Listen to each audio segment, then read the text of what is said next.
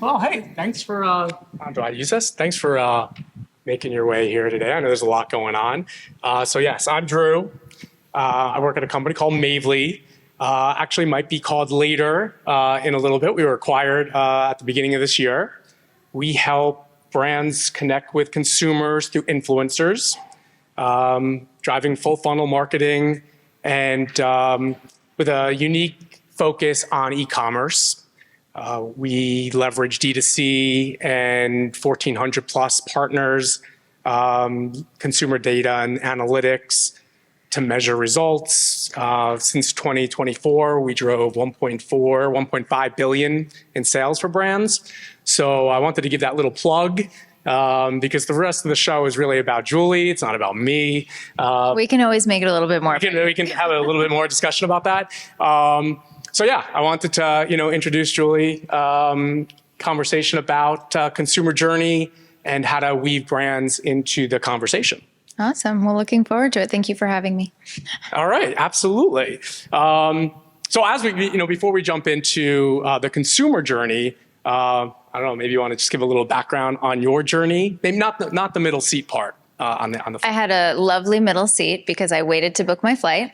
My entire journey here, which Drew heard all about. It was a wonderful travel experience where I was stuck between two much larger. Put your seat back. What do you got?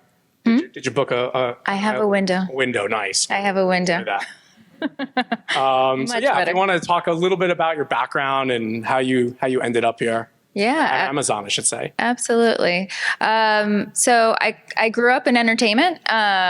So starting in advertising and then DirecTV, and went through some lovely and really interesting acquisitions where AT&T acquired DirecTV. It was a really cool time because we're going to talk about how the consumer journey is evolving, but how customers engage with content has really shifted over, I don't know, my career. It's been pretty incredible. I remember, discussions about, and having executives say, no, nobody's going to watch anything on their mobile devices, and really having to pitch that and thinking through and watching that evolution.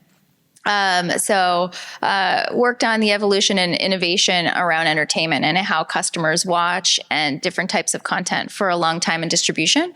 And then that eventually brought me to Amazon Shopping Video, which I've now been for 3 years, which has been an awesome ride. I love working for Amazon. And really, we're in a very cool place because not only are how customers shop and discover products changing, but content is playing such a really critical role. And there's so many different formats and types, whether it's short form or long form. It's super, super helpful. And so I'm a builder. I love to build. I get bored very easily. I think that's sadly.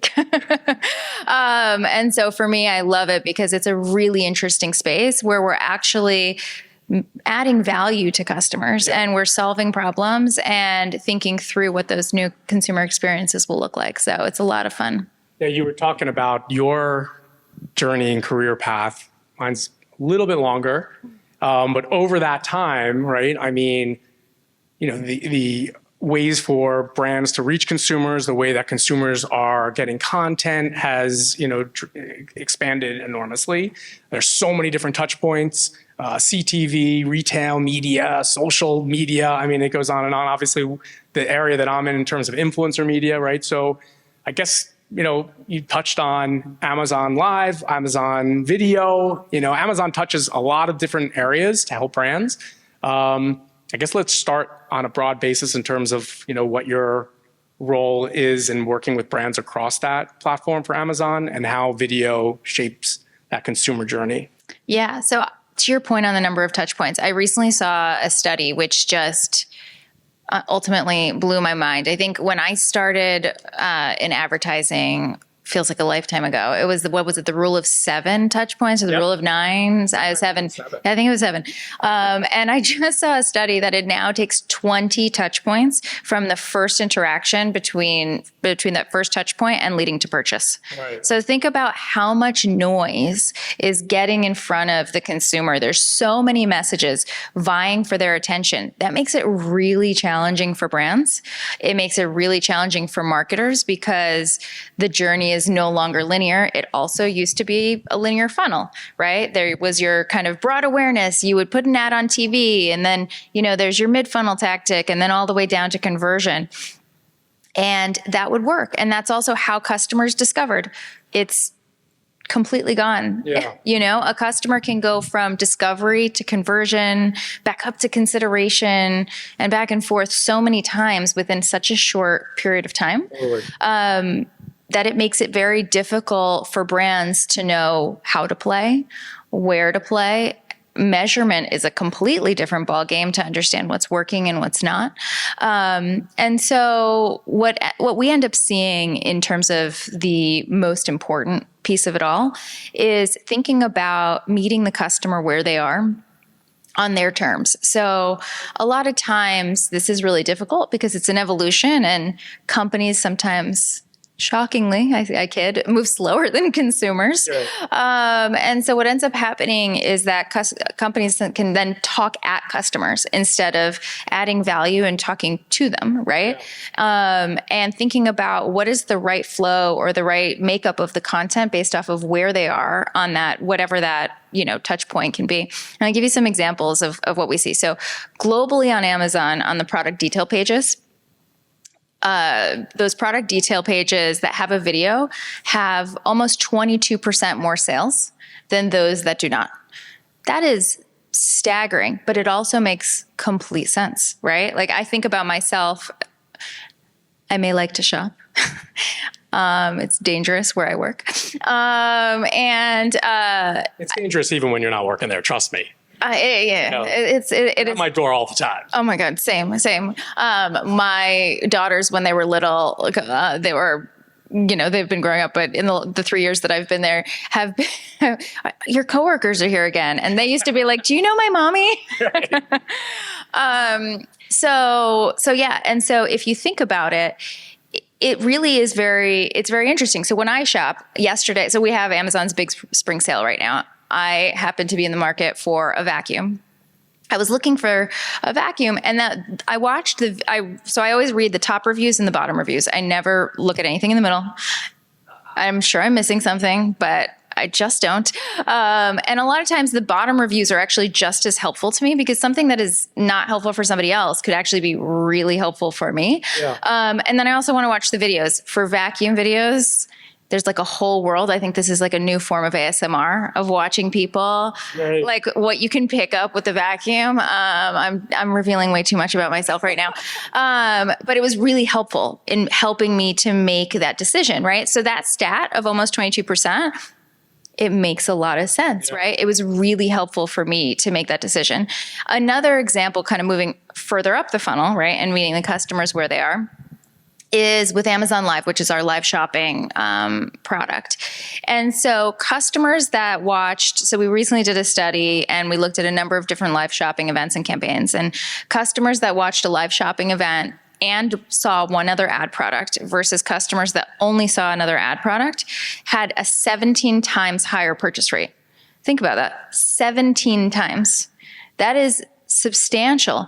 And why? Right? So first of all, live shopping is further, if we were still in a traditional funnel, is further up the funnel, right? Yep. But it'll drive consideration, education, and so on and so forth, right? So if you think about it, all right, well, the ad perked their interest. It got them, interested. Then they went to the brand store or wherever else they were looking at the live shopping moment, and they were able to learn much more. They were able to discover more, ask questions. They were able to interact, and it really helps to drive that consideration and ultimately through purchase. Or if those customers are like me, I use my cart as a list. Yeah. And it's embarrassing the amount of things that are in my cart. No, I do that too, and that's the way I leverage or use Amazon a lot, right? As a search engine. thinking of things, products that I'm looking for. I'll pull it up on Amazon, then start looking through the pages, right? Different products that are offered, pricing, reviews. Obviously, looking at videos and photos definitely help. I guess the live part of it, right? How are brands, getting involved? How are they getting out there? Is it on their web pages or is it only on Amazon? Like, take us through. I love this question, and I may have a little video. So let's watch the video now. I'll give you a sample of some of the content, and then I'll talk through it a little bit more. Awesome. Hello, everybody. Welcome to the Amazon Live for Samsung Unboxed.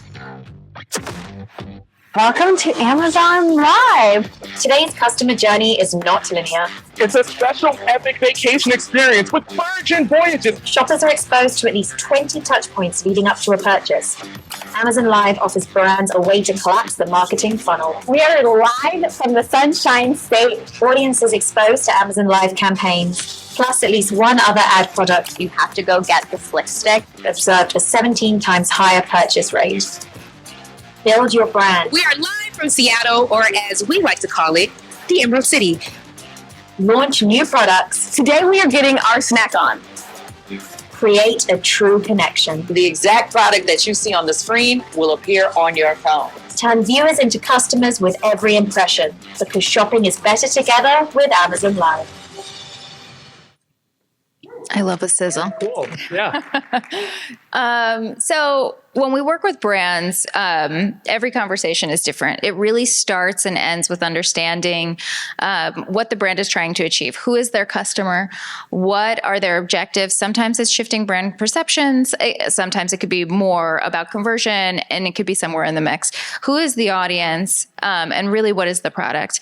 And so once we understand that, then we work together to match them with the right talent. And this is super critical as we think about creators, right? So you're working with creators every day. There's different types of creators that are great at different things, and they can all work together, or it could be, it could be one. So some creators are amazing at static content. Others could be great at shorter form video, and then, or both, right? But when it comes to longer format content, like live shopping, some are great, but some it's not the right fit. And this is where authenticity, and I hate to say it because it's actually such a buzzword, but it's rooted in truth, matters the most, because there's nowhere to hide in live content. And the customers can really feel it. And that is the single biggest difference between effective content and not. And it's actually, a lot of the conversations we have are very interesting, because it's not necessarily the biggest name, right? You can have a huge name, but that's not necessarily the right choice. Sometimes, yes. Sometimes it's more about the expertise and the audience and so on. So one of the things that we showed was for General Mills. With General Mills, we paired, they had a back to school campaign. They were looking to show the full suite of General Mills products and how they could help busy parents during that time period. I mean, in my life, it's chaos. And thinking about what that means. And so we paired them with Shawn Johnson and her husband. It was around the time of the Olympics, and they have 3 kids. And then we paired them with another actress. Her name's Melissa, and she also has, a couple of kids. Unexpected talent choices at that time. But these selections were incredibly effective because of the fact that they could very naturally talk about the back to school time period and what it's like to have kids going back to school at different ages. And you know what? The morning is chaos. And if it's like my household, then it's a fight every day and getting them out the door. And then the afternoon is something else, and so on and so forth. And how each of those General Mills products, from the cereals to the snacks and so on, really hit. And we saw results that were across the board, from brand perception shifts all the way through increases in ROAS. And then I think what made it interesting, coming back to how we work with brands, is that we created content for them that was consistent, not only for on Amazon, but also off Amazon. So we created social content for them. We created static assets, video assets. Some of them led back to the longer form content. Some of them didn't. But what made it most important was that it was all consistent in message, and it all worked together in harmony. And so if you think about those 20 touch points, a customer that saw the Alexa home screen and then maybe was perusing social media and saw something else and then something else and something else, it really all worked together to drive that value for the brand. And that's where we see a lot of success, whether we make the content or not. We work with brands in both ways, but ultimately we want to make sure that it is that consistent message. That's funny. I was literally just about to ask that question, and then you answered it. I mean, I can talk more about that too. Something with like the General Mills example, are they bringing are they suggesting the talent? Are you suggesting the talent? Obviously, you know, strategizing together, talking about leveraging that talent off of Amazon, right? You know, we work with creators, as you mentioned. There's a lot that goes involved in terms of the rights, right, where they can repurpose that content. Totally. So I guess talk about it from that point, because, you know, in the sizzle, and I think I just saw today, Bethany Frankel, right, launched something on Amazon for spring, you know, this week of spring. I didn't see it. I'll have to look. I love Bethany. Yeah, I just saw it this morning. It literally popped up. Jessica knows.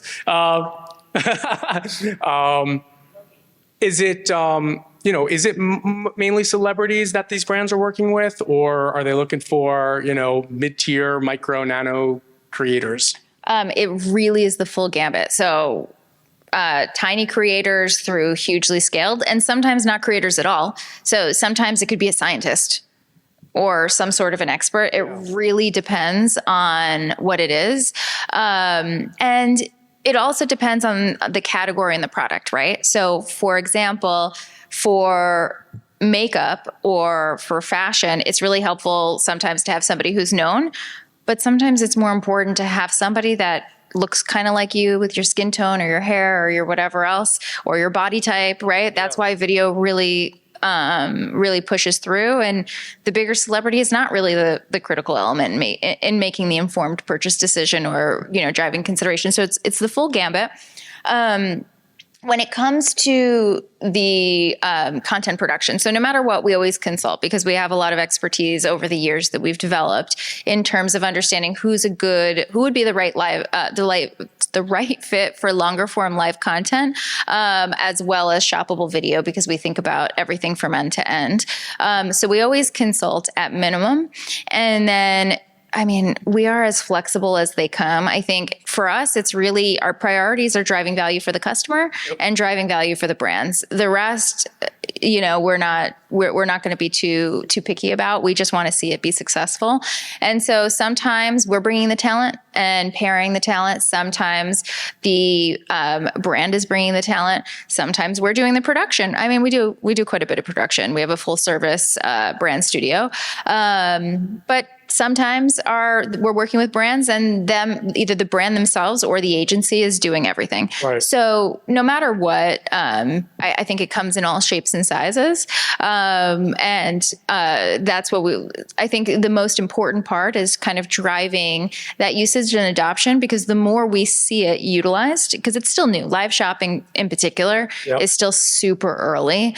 And so the more we see it used, the more we see impact. I mean, we talked about the purchase rate metric, but we see increases in branded search rates. We see increases in all sorts of new to brand detail page view rates, everything up and down. I hate that I'm going to say this, up and down the funnel. We see really positive results. And so that's kind of we want to drive that. Those are customer signals, right? We think about those as customer signals first and brand signals second, because if it's good for the customer, it's good for the brand. Yeah. And that tells us that this is helpful and valuable for customers at the end of the day. I mean, I can't think of a product off the top of my head that's not on Amazon, but so two-part question here. One is, you know, in the live shopping and the video shopping, you know, which categories do you see leaning into it more?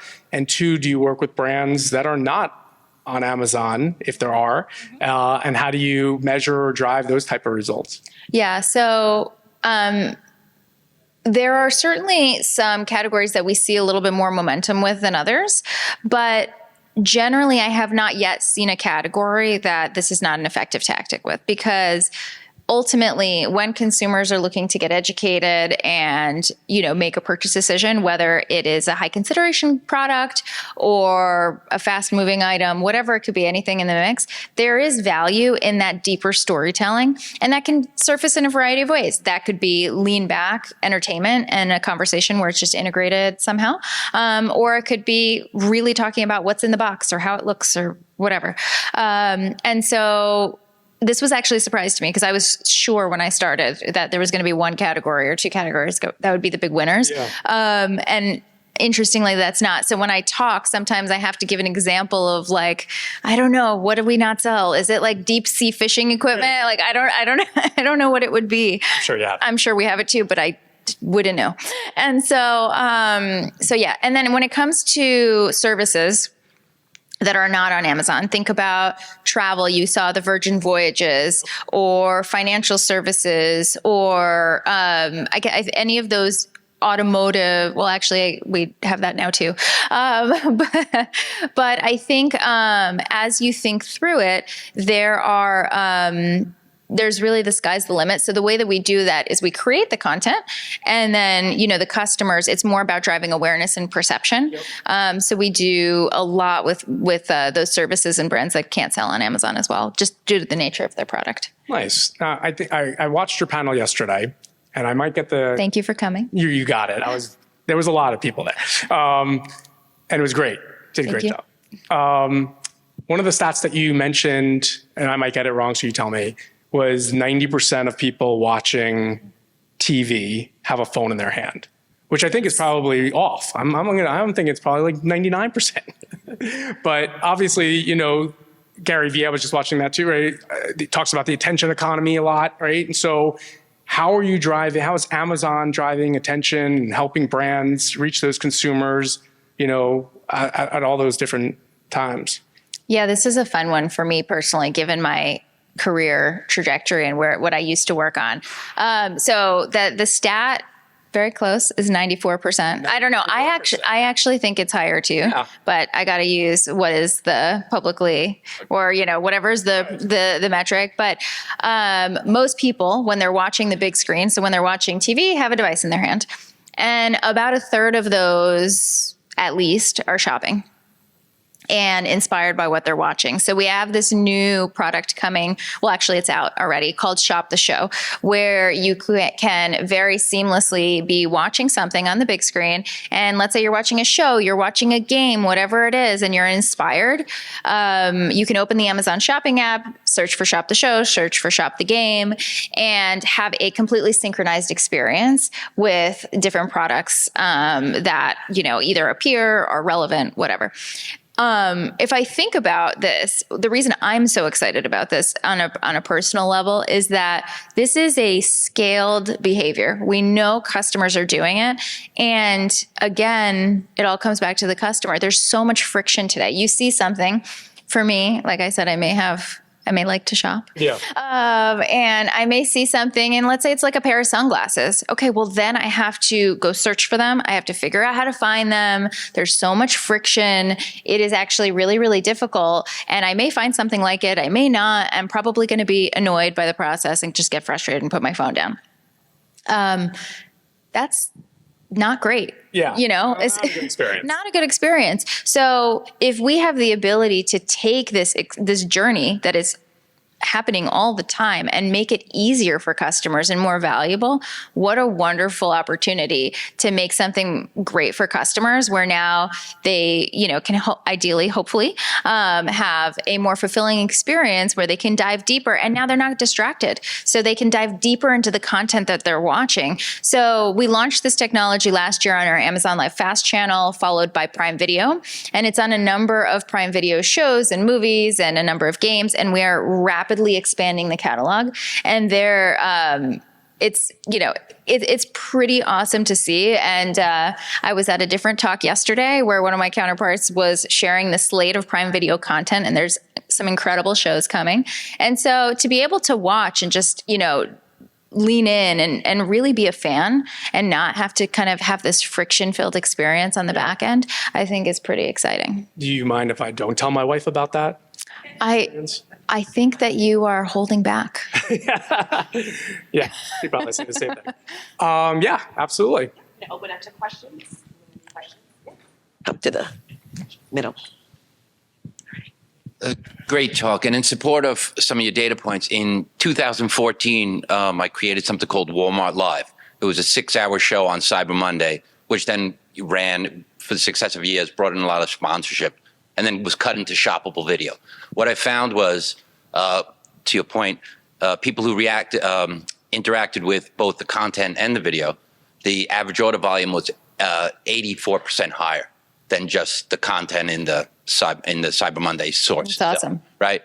But one thing I always had a problem with all the shows, and it wasn't a problem, it was just always a challenge, was driving the live tune-in, which I'm sure you deal with. I use things like reminders, set reminders, takeovers prior to the show going live, things like that. Yeah. What tactics do you use, or are you addressing that? Yeah. So a couple of things. So first of all, you mentioned something, which is you created the live shopping moment on a big deal day, right? Cyber Monday, I think you said. And so there's two ways to think about it, just in terms of live shopping. It's just a good, I promise I will get to your question, but it's also helpful to know that live shopping is not only effective on the deal days. This is another thing. I was sure that live shopping was only for deal days. Like that's what I thought when I started. That was my hypothesis, and I was actually very surprised to find that it's equally as effective not during shopping days, which is just worth mentioning.